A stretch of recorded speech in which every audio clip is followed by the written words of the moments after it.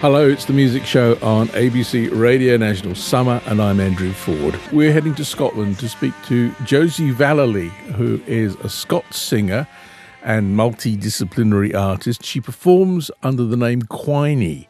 She's based in Glasgow, and her 2025 album Forefowk Mind Me celebrates her connection to Scots folk song, to the Scottish landscape, and her ancestors from across the United Kingdom and Ireland.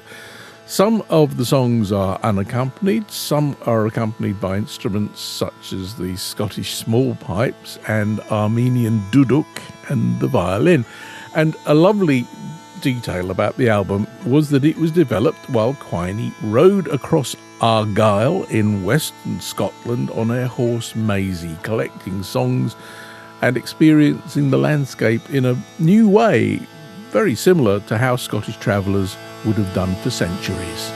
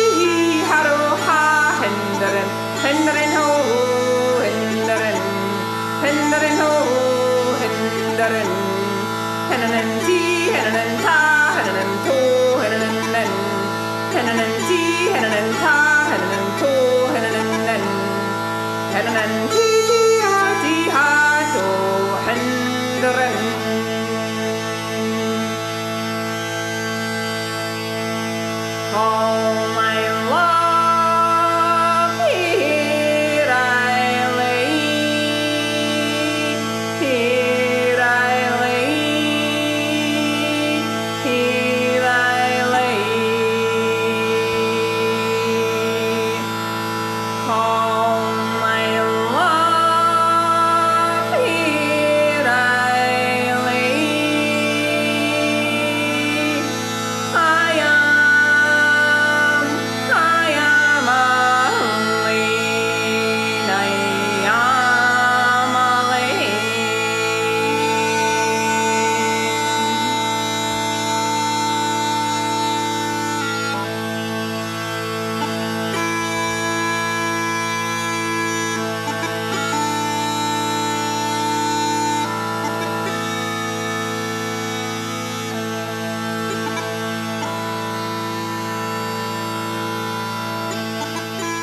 That's Call My Love, and it's the opening track of the new album, Forefowk Mind Me. It's the work of Quinie, and Quinie is Josie Vallely, and she joins me now on the music show. Lovely to have you. Thank you very much. Tell us, would you, about what we've just heard. It's based on a pibroch, yes? Yes. Okay, so when people ask me to tell them about my music, I always struggle to know whether to do a kind of PhD length or a haiku length synopsis.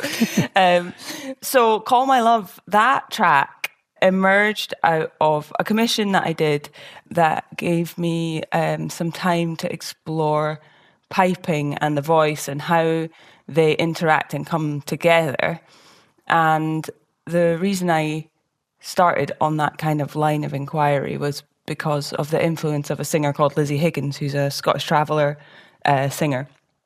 And she came from a family, her mum was a famous ballad singer and her dad was a well-established piper.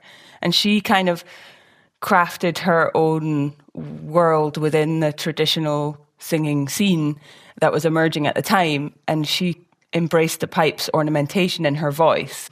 So that really intrigued me because I love her voice and I love the pipes. So I was like, maybe I could explore that.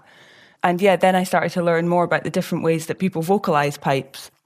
And then that unearthed a whole interesting picture about how the vocalization of pipes has kind of preserved women's space in the piping tradition through a period where they were encouraged less to be playing the pipes. Their knowledge of pipe music was maintained in the singing of pipes. And obviously now, thankfully, we have lots of incredible female pipers playing.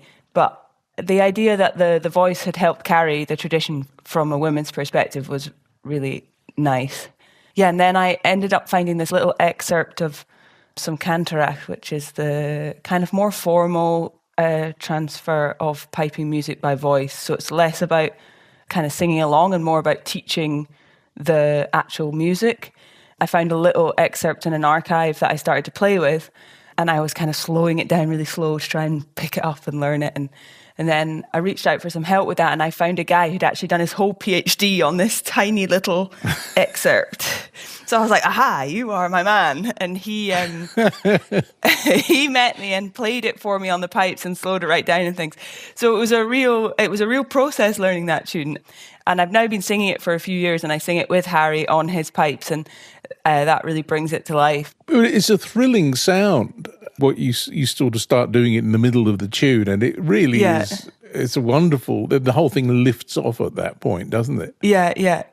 It's so fun for me to do, that haro he haro ha, and then, as I go off and I'm on a little marching band all by myself. Yes. I had a really funny experience with that tune.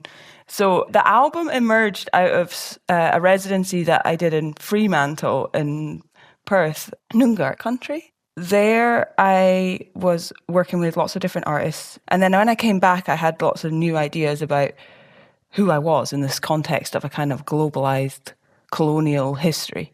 And I was exploring this. And then when I was preparing for this album, walking across Argyll with my horse, Maisie, we climbed up onto this old hill fort called Dunad, which is like an ancient site where it's said that one of the kind of mythical kings of like our ancient kind of nations was said to have jumped from one hill and landed on the other, and you can kind of see his footprint in the hillside. And up there was some Australians from Melbourne, and they were like, "Oh, what are you doing with this horse on top of this unhorseable hill," kind of thing? And I explained to them, and they were like, "Oh, can you sing us a song?" So I ended up singing this song on top of that hill fort with these Australian visitors with the horse, and it was a moment of kind of everything coming together. So that was a nice moment. All right, you've introduced us to Maisie, so let's talk about Maisie and why you needed Maisie, what it was that she brought to the album, and we'll come back to Fremantle as well because I'm interested in how that fed into it. But let's stick with the horse and travelling through Argyll. Yeah, so Maisie, it's a complicated thing with Maisie because Maisie is a means by which I can properly accompany myself, which sounds complicated, but basically walking with Maisie, you have a companion and you have this focus and this drive to move, because once the horses get moving, they want to keep going. And what that does is it just kind of changes your experience of the landscape, and it roots you into a different, it's a weird experience. It's kind of, everything slows down in a way, because you can't take shortcuts. You can't do the human ways through the landscape. You can't exit through the gift shop. You've got to go the way that, I guess, older ways. You've got to kind of look for tracks and paths and ways that are more natural in the landscape that you can pass together with the horse.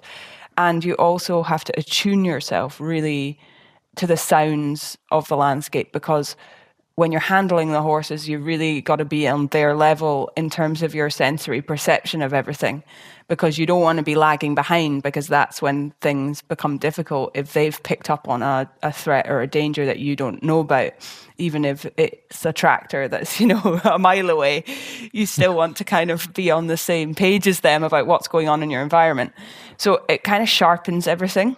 But also, I guess, just because I love Maisie so much and I love seeing her doing her thing, it's like when she's in the landscape, she really kind of lights it up for me, and it makes it alive in a different way.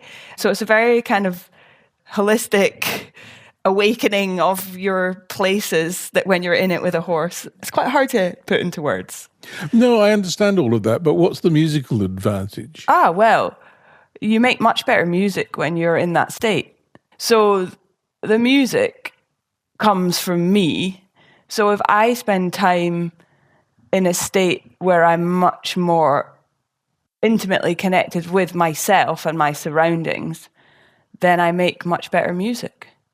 So it's a kind of, I'm not charging around like grabbing songs off the boughs of trees that I couldn't reach if I wasn't on a horse. But I guess my music is a product of my life, and the horse is my life, and that's the thing that inspires me to keep being creative and keep moving forward and keep processing my environment into these songs. Yeah, it's a kind of abstract connection in a way, but it gives... I know they're connected, but I do find it difficult to explain. And part of what I did with this project was try and articulate it a bit more. But it's not direct. It's not a direct kind of translation, if you know what I mean. But obviously there's a connection here with Scottish Travellers. I mean, the fact that you're travelling. I mean, not that you become a traveller by dint of Maisie, but you must still feel a bit closer to that tradition and to those people. I think the thing that, so I'm always stressing that, what I'm not doing is kind of cosplaying as a Scottish Traveller. No. But I definitely share a reverence of the horse with the Scottish Travellers. And I get why it's so important for Scottish Travellers to be able to travel in order to keep their culture alive and well, because I too have experienced that traveling with the horse wakes up your attachment to your culture and allows you the space and the perspective to create work. And, when you're traveling with the horse, you're not looking at your phone all the time. You're not watching a movie in the evenings. Like, you're in the swing of just being with your companions, animal and people, and you're creating your own entertainment. And I think that's, in Scotland, we are really lucky that we have the richness of the Scottish Traveller tradition, because they put value on the songs and that way of sharing tradition in a way that maybe slipped out of kind of some other areas of society for a while. So they kind of remembered a lot of our cultural world for us, and then were able to remind us of it. But the problem now that we face in Scotland is that there's a lot of restriction put on Scottish travellers in terms of how they can travel and how they can access their sacred spaces and the places that they have always spent their time and moved between. And I think we think that we've kept their tradition safe by putting it away in archives, but actually, unless we continue to give them access to their spaces, we're going to suffer from the loss of their culture, as well as obviously the attrition of their rights to live their lives. So it's actually a lot easier for me as a non-traveller to kind of access that in a funny way, because I can kind of turn up and, you know, present in a different way. Oh, I'm an artist and I'm traveling with my pony, and isn't this nice? Kind of. So people will share with me in a way that they might not if they have more prejudice towards the traveling community, even though it's the same activity. So yeah, I'm very indebted to the traveller singers and storytellers that I'm inspired by. So I don't take that for granted.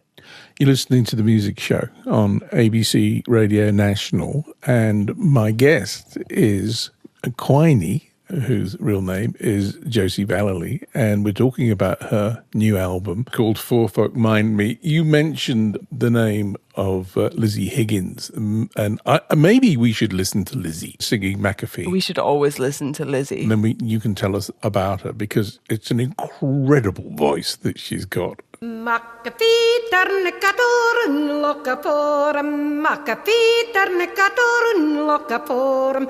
McAfee turn catorn look for him. Here near everywhere the cows are in the corn. Waiting at the shilling over Eban McCree, waiting at the shilling over a bit to see.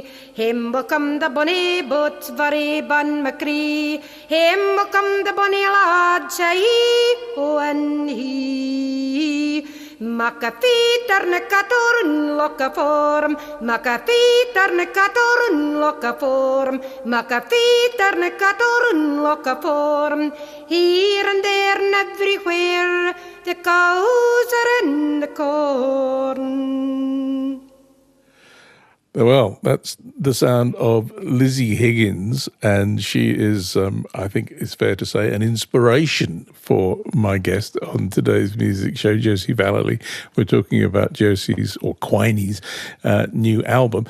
Josie, tell us about Lizzie. She is the daughter of a famous ballad singer and a piper, and she was born in Aberdeenshire in 1929. And she died in 1993. So she wasn't very old when she died. And she, well, as you heard, she's got this amazing voice that's wholly her own. And she kind of lived through the folk revival that happened in Scotland. So song collectors like Hamish Henderson, Alan Lomax kind of clocked on to the wealth of knowledge and skill that was in the traveller community in Scotland, and they started to go out and record field recordings of people singing, and Hamish Henderson in particular spent a lot of time with Lizzie Higgins' mum, Jeannie Robertson. And then Lizzie didn't sing out or perform very much until she was a bit older, because she didn't want to detract from her mum's career. And I think beyond that, she also expresses that she saw her mum kind of be consumed by the revival a little bit, and she felt resistance to that, and she wasn't sure about how she wanted to kind of play a role in it. So what I love about Lizzie is that she resists this kind of idea that you can just go out and you can just collect songs and you can save them from extinction and you can bring them into the safety of archives.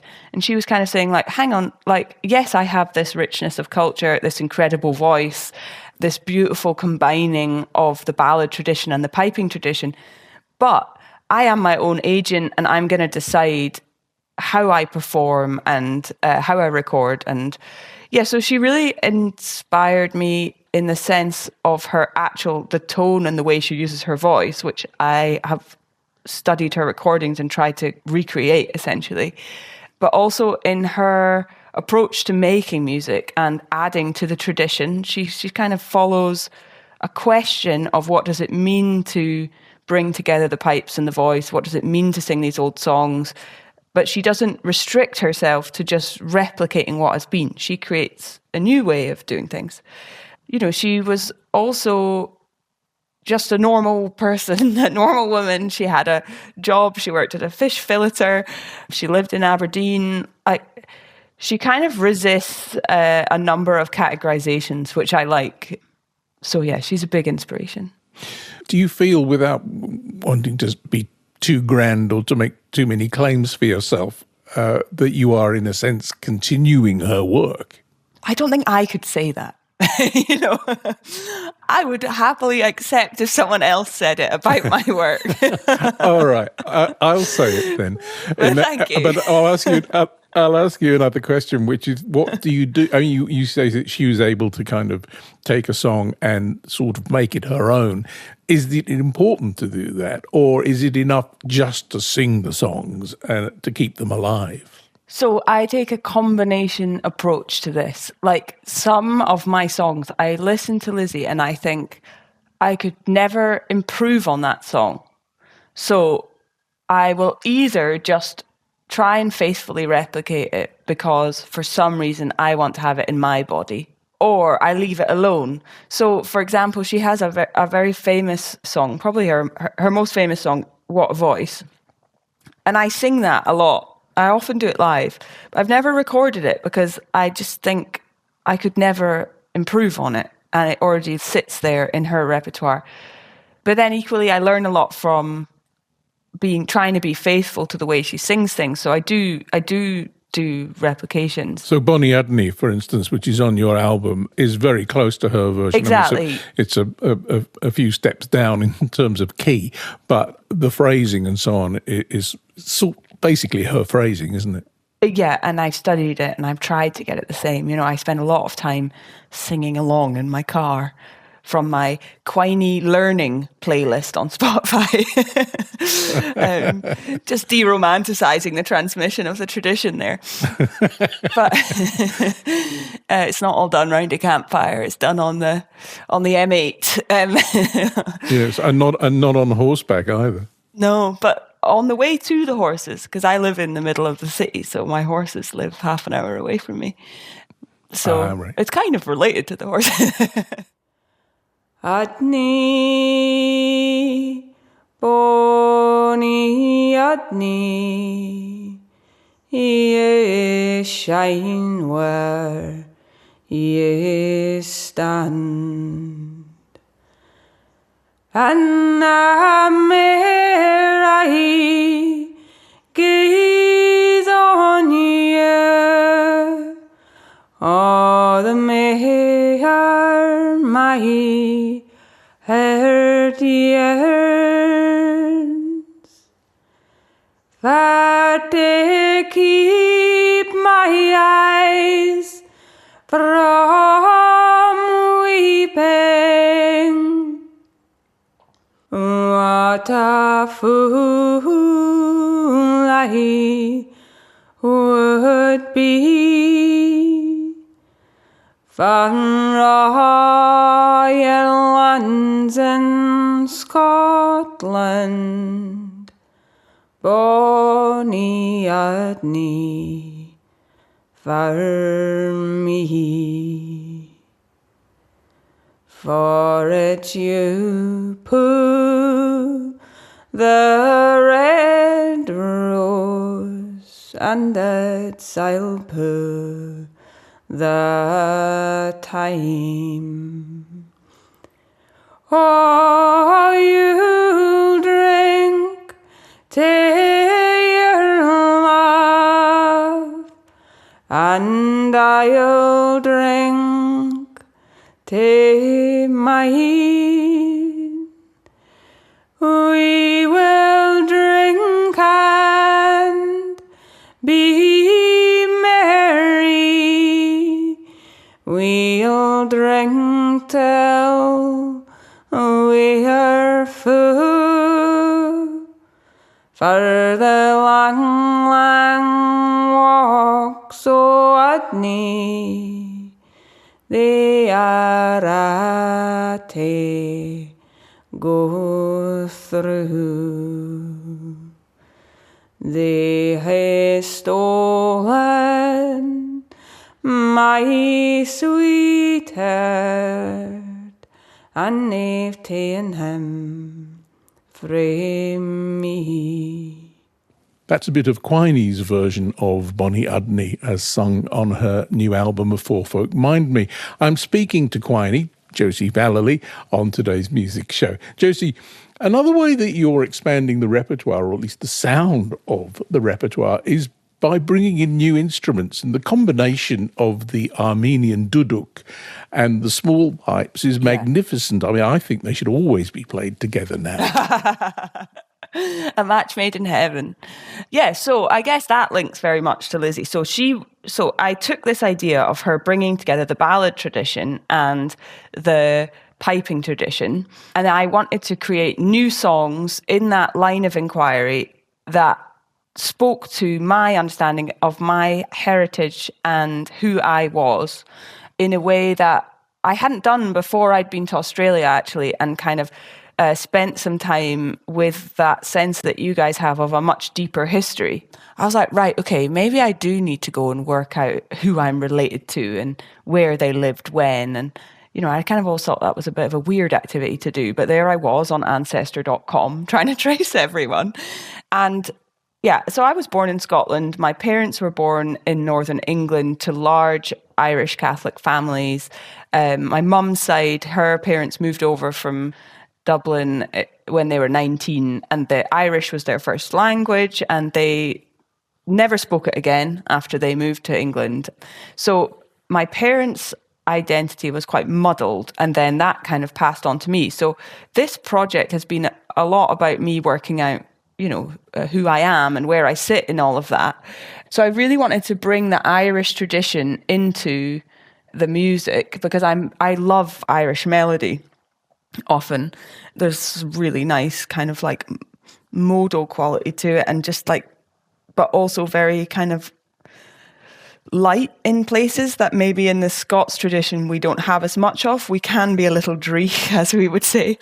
So the songs that I created with the duduk, for example, what I wanted to do was I was listening to an uilleann pipe tune, and the uilleann pipes have a much wider range of drones and keys than the Scots small pipes. So how I briefed the band was that we were kind of all different chanters of the uilleann pipes, and we were all going to play different parts of this melody.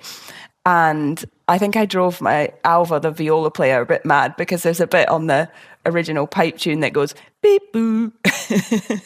And I kept being like, can we just have a little more beep boo from the viola? So it was this kind of reconstructing of the pipes through the instruments that I had chosen for the recording. So that was a really fun process for me. And I think they did a great job.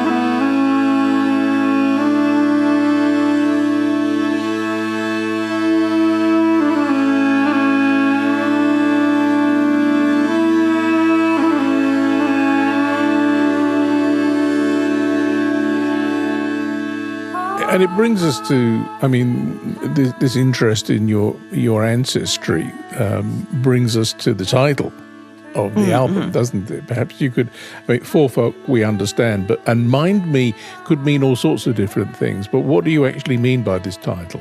Okay, so this title emerged from the translation of a poem that I worked on when I was in on the residency in Fremantle, an artist called Teresa Sainty, who's a Palawakani Tasmanian Indigenous woman. And she had this poem that she had been translating into Palawakani, which is her Indigenous language, that has been almost completely lost, and she's kind of rebuilding. Yeah, and the line in the poem, I'm trying to remember the exact line in the poem. I'm sorry, Teresa, if I get it wrong. But it was something like, remember your elders, essentially. And I was kind of thinking, we don't have like a strong tradition of talking about elders in the Scots tradition. And I think that's partly because we are a very kind of mishmashed community. You know, the potted history of Scotland is quite complicated. There's lots of different flows of people coming in and out, and there's lots of different routes. And yeah, so I guess I just kind of went for a more generic sense of people from before, which is where the Forefowk came in. And then, yeah, the mind me phrase, like, mind me is a really nice phrase in Scots because it encompasses, like, people say, oh, will you mind me that? So it's like, will you remind me? But also it's like, you're supporting someone to remember, or there's this kind of like, yeah, it's just used in this quite light way. I can't mind. That's like, I can't remember.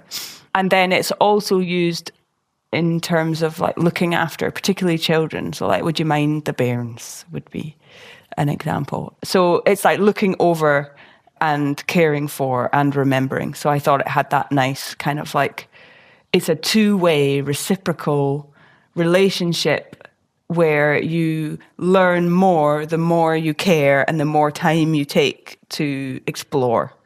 Yeah. We talked earlier about how you could, sing a song and be as faithful to it as possible, and you could also adapt a song and make it your own. And we'll finish by listening to Craigie Hill, which is a song which is slightly problematic, and you had to deal with the problem in order to sing it. Perhaps you could set this up for us. And this is a song you learnt from Dick Gaughan, is that right? Yeah, what an amazing singer and performer. We used to speak to very often on this show, but we haven't spoken to him for ages. Yeah, he's just such a fantastic singer and player, isn't he? Yeah, so Craigie Hill, so that is an Irish emigration song. And I wanted to include an emigration song because I wanted to have these kinds of conversations. But I also wanted not to include the pomp or the erasure of the painful history of what it means to take over someone else's place when you're forced to leave yours. And I think that's something that Scottish people have still to reckon with, really, is our complicity in colonial violence. And I think, as a kid, I always thought, oh, thank goodness I'm not English, because then I would be bad. And then you realise, actually, I'm not sure we got the whole picture there. So, yeah, in Craigie Hill, it expressly talks about sailing across the sea for honour and promotion and taking over a plantation. And I guess I just felt, I don't want to take that history out, but I also don't want people to hear me singing that out of context and think that I don't think that requires comment. So yeah, I went for this kind of approach of essentially kind of pulling bits out that I didn't want to talk about and pulling bits in that I did. And I feel strongly that is an approach to tradition that makes a lot of sense, and that it's only recently, really, in human history that we've had these recordings that mean that we feel like we have to wed ourselves to how things have been done before. I think the role of forgetting is something that needs to be explored in tradition, and that includes how tradition helps us forget our more painful histories and the ways in which we can use it to support our understanding of those histories and maintain a sense of empathy for people who were, under a lot of strain and oppression in their own places, but then also acknowledge the harm they did when they went and replicated that trauma in other places. It's been really good to talk to you. Thank you very much indeed, Josie, and come back to Australia soon, will you? Oh, maybe. It's very far away. It is. Well, we have horses, and you would be welcome to ride them. Very good to talk to you. Thank you very much indeed for being my guest. Thank you. It being in spring and the small birds they were singing down by yon shady harbour. I carelessly did stray. The thrushes they were warbling, the violets they were charming. To hear two lovers talking a while I did delay.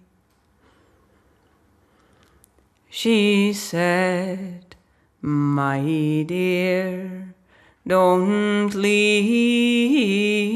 me for another season. Though fortune may be pleasing, I'll go along with you. I'll forsake friends and relations